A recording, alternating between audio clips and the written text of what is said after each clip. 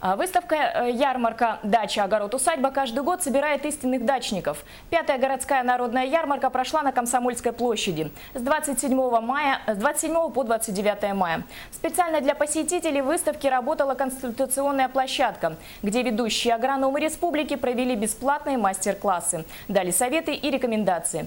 Также помогли с выбором необходимой продукции. На выставке владельцы крестьянских фермерских хозяйств представили все необходимое для начала дачного сезона и загородного отдыха.